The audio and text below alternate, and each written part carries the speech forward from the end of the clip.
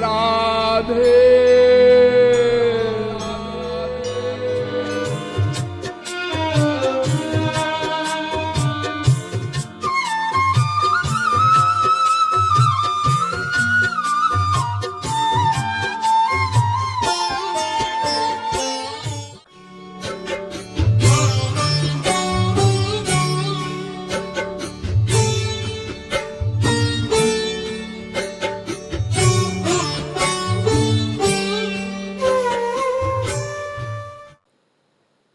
समाधि तक पहुँचे हुए ज्ञानी की भी माया निवृत्ति नहीं हो पाती। क्यों? क्योंकि ज्ञानी का मन प्राकृत होता है। प्राकृत मन से वो दिव्य ब्रह्म का ध्यान कैसे कर सकता है? इसीलिए उसे कभी भी मोक्ष की प्राप्ति नहीं हो पाती। तो आप लोगों ने तुरंत प्रश्न किया, यानी मन में सोचा कि जिस प्रकार से ज्ञानी का मन प्राकृत होता है और प्राकृत मन से वो निर्गुण निराकार ब्रह्म का चिंतन नहीं कर पाता, नहीं कर सकता, इसलिए उसे अपने लक्ष्य मोक्ष की प्राप्ति नहीं होती। ठीक है, लेकिन भक्त का मन भी तो प्राकृत होता है। फिर प्राकृत मन से वो सगुण साकार श्री राम श्री कृष्ण का ध्यान कैसे करेगा? ध्यान तो छोड़िए, अभी तो उस भक्त को ये भी पता नहीं कि भगवान के शरीर का रंग कैसा है। भगवान का शरीर तो दिव्य है, चिन्मय है, अलौकिक है। वो कैसा होता है दिव्य चिन्मय शरीर, रंग कैसा होता है, हमें क्या पता?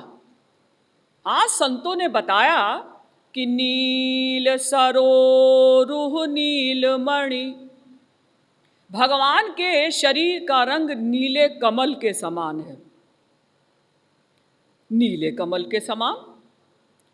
अजी नीला कमल तो हमने बहुत बार देखा, हमें तो कोई आकर्षण नहीं हुआ।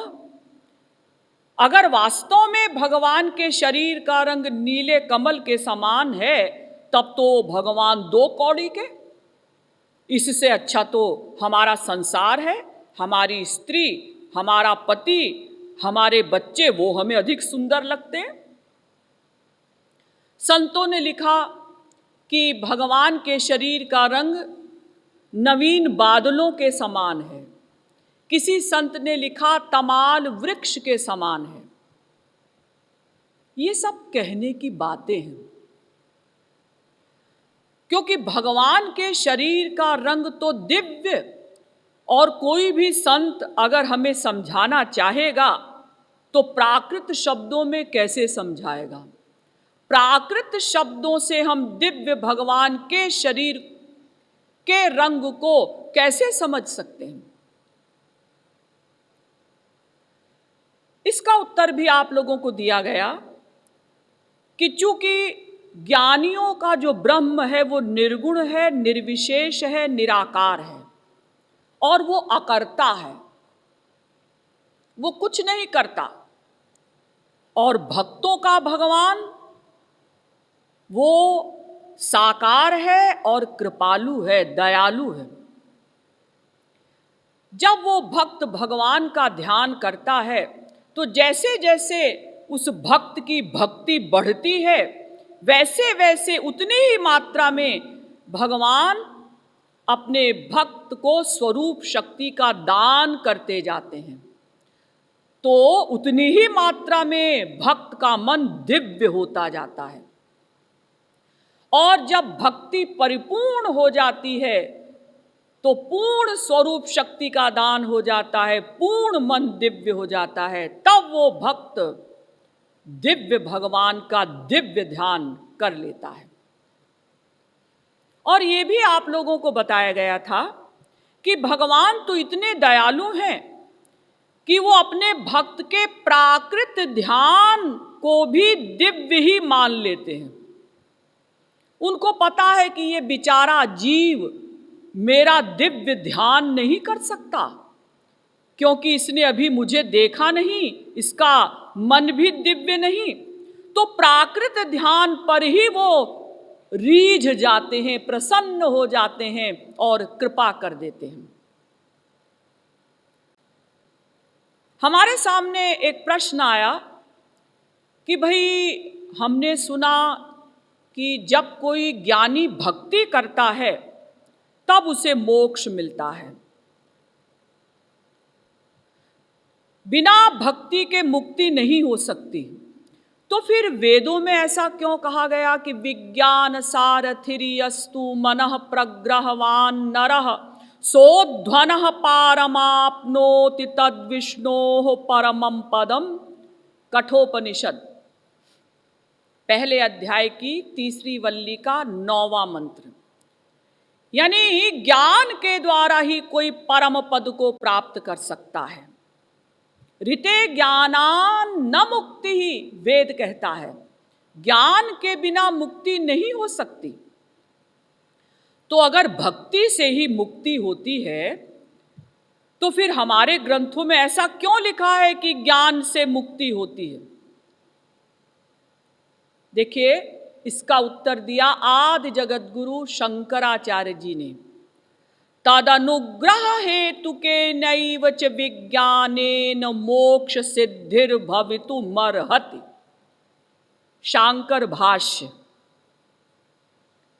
जब कोई ज्ञानी सगुण साकार भगवान की भक्ति करता है, उनकी शरण में जाता है, तब उनकी कृपा से, तदनुग्रह हेतु के नैव, तब उनके अनुग्रह से ही जो ज्ञान मिलता है उस ज्ञान से मुक्ति होती है। अपना जो उसका शाब्दिक ज्ञान है या आत्मक ज्ञान है, अहम ब्रह्मास्मि का चिंतन करते करते वो जो समाधि की अवस्था तक पहुंच गया, तो भी उसकी माया नहीं जाती, उसकी मुक्ति नहीं हो सकती। जब वो सगुण साकार भगवान की भक्ति करता है तब उसकी मुक्ति होती है। तेषां सतत युक्तानां भजतां प्रीतिपूर्वकं ददामि बुद्धि योगम तम ये न मामुपयान्ति ते। गीता के 10वें अध्याय का 10वां श्लोक। तेषां सतत युक्तानां भजतां प्रीतिपूर्वकम। जब कोई ज्ञानी निरंतर बड़े प्रेम के साथ मेरी भक्ति करता है, मेरा भजन करता है, तब ददामि बुद्धि योगम तब मैं उसे बुद्धि योग दे देता हूं, यानी दिव्य ज्ञान दे देता हूं। जो ज्ञानी भक्ति करता है तब भगवान उसे दिव्य ज्ञान देते हैं, तब उस दिव्य ज्ञान के द्वारा उस ज्ञानी का मोक्ष होता है। देखिए, अपने बल पर जो ज्ञानी चिंतन करता है ना, मैं ही ब्रह्म हूं, अहम ब्रह्मास्मि, अहम ब्रह्मास्मि, ये जो बौद्धिक ज्ञान है, इससे क्या होगा? अधिक से अधिक ज्ञानी अहंकार का भेदन कर सकता है। ज्ञानी भूमि जल तेज गोविंद राधे, वायु आकाश अहम भेदन करा दे। राधा गोविंद गीत। ज्ञानी अपने ज्ञान के बल पर पृथ्वी, जल, तेज, वायु, आकाश और अहंकार तक का भेदन कर लेता है, इन सब को मिटा देता है। लेकिन अभी 2 चीज रह जाती हैं जिसका भेदन नहीं कर पाता ज्ञानी, महान और प्रकृति। प्रकृति माने माया। इस माया का भेदन कोई भी ज्ञानी अहम ब्रह्मास्मि का चिंतन करके नहीं कर सकता। इसीलिए ज्ञानी महान प्रकृति गोविंद राधे। ये महान और प्रकृति का भेदन कैसे होता है? जब कोई उनकी शरण में जाता है। भक्ति बिना नहीं भेदन करा दे। इसलिए दो प्रकार का जो मैंने अनुभवात्मक ज्ञान बताया था ना, आप लोगों को याद होगा, आत्मज्ञान, परमात्मक ज्ञान। तो आत्मक ज्ञान तो अंश का ज्ञान है कि भाई हम भगवान के अंश हैं, हम आत्मा हैं, हम आत्मा हैं, हम आत्मा हैं। और परमात्मक ज्ञान क्या होता है? जब ज्ञानी भगवान की शरण में जाता है तो केवल आत्मक ज्ञान से, केवल अपने सोचने से कि मैं ही ब्रह्म हूं, मैं ही ब्रह्म हूं, अगर माया चली जाए, ब्रह्म को हम जान लें, समझ लें, पा लें, तो माइक चिंतन से, प्राकृत चिंतन से अगर हमने ब्रह्म को जान लिया तो इसका मतलब वो ब्रह्म भी प्राकृत होगा, क्योंकि जो दिव्य ब्रह्म है वो तो बुद्धि से परे है। बुद्धि के बल पर हम उस दिव्य ब्रह्म का चिंतन नहीं कर सकते।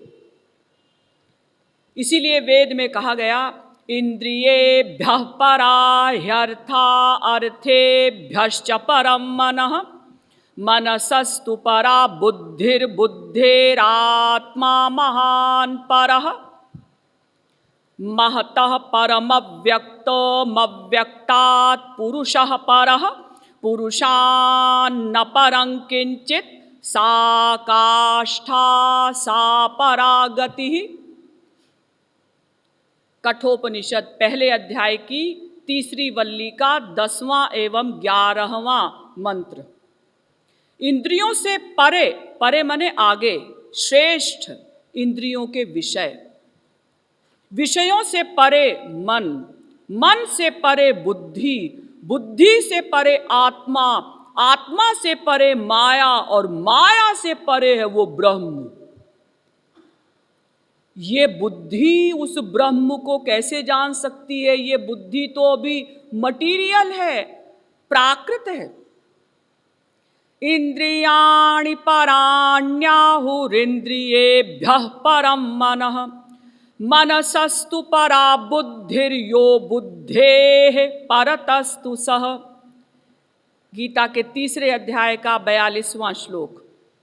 वो भगवान बुद्धि से परे है। ये बुद्धि उस भगवान का, दिव्य ब्रह्म का चिंतन नहीं कर सकती। राम स्वरूप तुम्हार वचन अगोचर बुद्धि पर अविगत अकथ अपार नेति नेति नित निगम वद। राम अतर्क बुद्धि मन बानी मत हमार अस सुनहु सयानी। वो भगवान इस प्राकृत इंद्रिय मन बुद्धि से परे हैं। तो अगर मैं ही ब्रह्म हूं ऐसा चिंतन करने से और दिव्य ब्रह्म की प्राप्ति हो जाए, ये तो असंभव है। और मैंने ये भी आपको बताया था कि ज्ञानियों का ब्रह्म चूंकि अकर्ता है, इसलिए वो अपने उपासक ज्ञानी को स्वरूप शक्ति का दान नहीं कर पाता। इसलिए ज्ञानी का मन सदा प्राकृत रहता है, सदा माइक रहता है। लेकिन जब वो भगवान श्री कृष्ण की शरण में चला जाता है, बहूनाम जन्मनामन्ते ज्ञानवान माम प्रपद्यते वासुदेवः सर्वमिति समहात्मा सुदुर्लभः। गीता के 7वें अध्याय का 19वां श्लोक। बहुत जन्मों के अथक प्रयास के पश्चात भी ज्ञानी जब अपने बल पर मुझे नहीं प्राप्त कर पाता, तो भगवान श्री कृष्ण गीता में कहते हैं कि बहूनाम जन्म नाम अंते, बहुत जन्मों के प्रयास के पश्चात भी जब वो मुझे नहीं प्राप्त कर पाता तो ज्ञानवान माम प्रपद्यते, वो ज्ञानी मेरी शरण में आता है, तब उस ज्ञानी की मुक्ति होती है। तो जो दो प्रकार का ज्ञान है अनुभवात्मक ज्ञान में, शाब्दिक ज्ञान की बात छोड़िए, अनुभवात्मक ज्ञान में दो प्रकार का ज्ञान, आत्मज्ञान, परमात्मक ज्ञान। तो परमात्मक ज्ञान से ही कोई ज्ञानी ब्रह्म को प्राप्त कर सकता है, यानी ज्ञानी को भी भक्ति करनी पड़ती है। इसीलिए वेद में कहा गया, तमेव विदित्वाति मृत्युमेति नान्यः पंथा विद्यते यनाय। श्वेताश्वतरोपनिषद 3 अध्याय का 8वां मंत्र। तमेव विदित्वा, उस भगवान को जानकर ही, केवल अहम ब्रह्मास्मि का चिंतन करने से नहीं, तमेव विदित्वा, उस भगवान को जानकर ही कोई माया से परे हो सकता है, यानी परमात्मक ज्ञान से कोई माया से परे हो सकता है। संयुक्त में तत्क्षरमक्षरंच व्यक्ता व्यक्तम भरते विश्वमीशः अनीशश्चात्मा बध्यते भोक्तृभावाज् ज्ञात्वा देवं मुच्यते सर्वपाशैः। श्वेताश्वतरोपनिषद 1 अध्याय का 8वां मंत्र, ज्ञात्वा देवं मुच्यते सर्वपाशैः। वो क्षर और अक्षर ब्रह्म का जो अध्यक्ष है, क्षराक्षरातीत भगवान ब्रह्म, उसको जान करके ही, तस्याभिध्यानात्, उसका ध्यान करने से, योजनात्, मन को लगाने से, तत्वभावात्, उसका तत्व से ज्ञान प्राप्त कर लेने से ही माया से छुटकारा मिलेगा। केवल आत्मज्ञान से माया नहीं जाएगी, भगवान की शरण में जाने से ये माया जाती है। क्षरम प्रधानममृताक्षरम हरः क्षरात्मानावीशते देव एकः तस्याभिध्यानात् योजनात् तत्वभावात् भूयश्चान्ते विश्वमाया निवृत्तिः। श्वेताश्वतरोपनिषद 1 अध्याय का 10वां मंत्र। भगवान का ध्यान करने से, उनकी शरण में जाने से माया की निवृत्ति होगी, मोक्ष मिलेगा। इसीलिए मुंडकोपनिषद में भी कहा गया, धनुर्गृहीत्वौपनिषदं महास्त्रं शरं ह्युपासा निशितं संधयीत आयम्य तद्भावगतेन चेतसा लक्ष्यं तदेवाक्षरं ब्रह्म सौम्य। दूसरे मुंडक के दूसरे खंड का 3रा मंत्र, धनुर्गृहीत्वौपनिषदं महास्त्रम, यानी उपनिषद रूपी धनुष हो। क्या मतलब? मतलब थियरी की नॉलेज भी हो, शाब्दिक ज्ञान भी हो। शरम ह्युपासा निशितम संधयीत, और उसमें उपासना भक्ति रूपी बाण लगा हो। आयम्य तद्भावगतेन चेतसा, और उस भाव में जो धार हो वो हो प्रेम की, भक्ति की, तब उस ब्रह्म को प्राप्त किया जा सकता है। यानी शाब्दिक ज्ञान के साथ साथ भक्ति भी हो, तब हम उस निराकार ब्रह्म को प्राप्त कर सकेंगे। यम सर्वे देवा नमन्ति मुमुक्षवो ब्रह्मवादिनश्च, वेद में कहा गया, चाहे कोई मुमुक्षु हो, चाहे कोई ब्रह्मवादी हो, सबको भगवान की भक्ति करनी पड़ती है।